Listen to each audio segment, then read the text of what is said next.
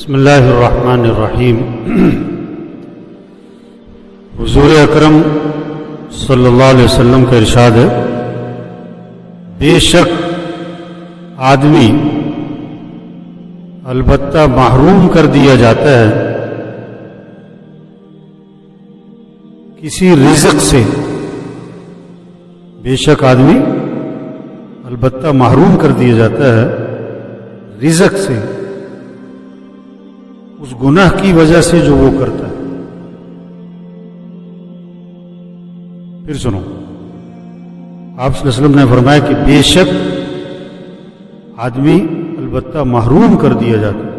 2 دفعہ تاکید ہے، بے شک تاکید، البتہ یقیناً اللہ کے نبی کی بات ہے ہی پکی، لیکن جب 2 دفعہ اس پر آپ نے تاکید کے لفظ بولے، اس کا مطلب ہے یہ بات بہت ہی زیادہ مضبوط ہے۔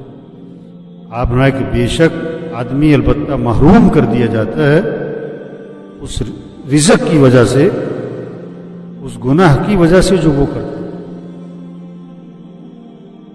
کوئی رزق اس کو ملنا ہوتا ہے، کوئی خوشی، کوئی نعمت، کوئی انعام، کوئی فائدہ، کوئی نفع کی چیز، لیکن یہ کوئی گناہ کر بیٹھتا، اس گناہ کی وجہ سے اس رزق سے وہ کیا کر دیا جاتا ہے؟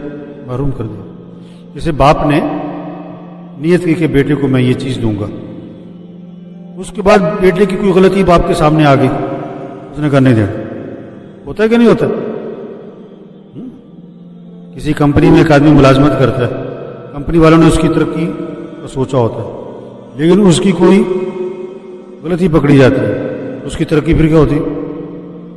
روک دی جاتی ہے۔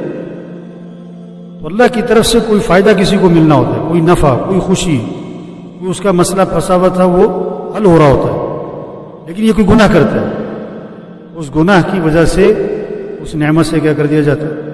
محروم کر دیا۔ وہ نفع نہیں ملتا، وہ خوشی نہیں ملتی، وہ کام اس کا اور اٹک جاتا ہے، وہ سمجھتا ہے فلاں کی وجہ سے، فلاں کی وجہ سے نہیں، کوئی غلطی کی ہے، کوئی گناہ کیا۔ آج لوگ اس بات کو نہیں سمجھ رہے کہ گناہ کی وجہ سے محرومی آئی۔ آدمی چاہتا ہے کہ اس کو نقصان ہو جائے؟ نہیں چاہتا۔ گناہ کیوں کر رہا ہے؟ اس کو یہ پتہ نہیں کہ گناہ کی وجہ سے محرومی آئی۔ سورہ قلم میں قرآن پاک میں قصہ آتا ہے، والد جو تھا نا، باپ، باغ تھا انگور کا یمن میں، ہم نے وہ جگہ دیکھی، خوب خرچ کرتا تھا، خوب لوگوں میں خرچ کرتا تھا، غریبوں میں، یتیموں میں، لوگوں کو خوب کھلاتا پلاتا۔ باپ مر گیا، بچوں 3 بیٹے تھے، انہوں نے کہا باپ بے وقوف تھا، ہمارا ایسے لوگوں کو کھلا پلا دیتا تھا، اگر وہ سارا جمع کرتا ہم کتنے مالدار ہوتے۔ ہم نے کسی کو نہیں دینا۔ عام طور پر جو دوسروں کو بے وقوف سمجھتے ہیں وہ خود ہی بے وقوف ہوتے، وہ کیا سمجھ رہے تھے کہ باپ بے وقوف تھا، حالانکہ بے وقوف خود تھے وہ۔ انہوں نے کہا ہم نے کسی غریب کو کچھ نہیں دینا، اور رات کو جائیں گے ہم پھل کاٹ، کسی کو پتہ ہی نہ لگے۔ تو ایک عذاب آیا، قرآن پاک میں آتا ہے، فطاف علیہا طائف من ربک وہم نائمون، کہ وہ ابھی سو رہے تھے، اللہ کی طرف سے ایک آگ کا عذاب آیا، پورے باغ کو جلا کے راکھ کر دیا۔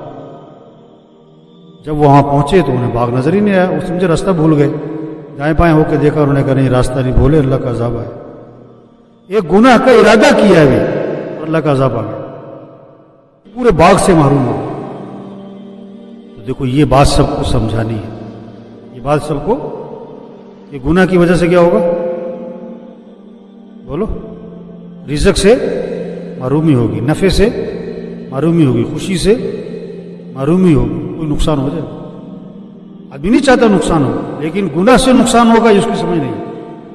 آدمی نہیں چاہتا میں خوشی میرے سے چھین جائے، کوئی نعمت میرے سے چھین جائے، نہیں چاہتا، لیکن گناہ سے خوشی چھین جائے گی یہ اسے پتہ نہیں۔ جس کی سمجھ میں یہ بات آ گئی کبھی گناہ نہیں کرے گا، اگر ہو جائے تو جب تک توبہ نہ کرے چین سے نہیں پڑے۔ یہ سمجھ اگر لوگوں میں پیدا ہو گئی، معاشرے سے گناہ کیا ہو جائیں گے؟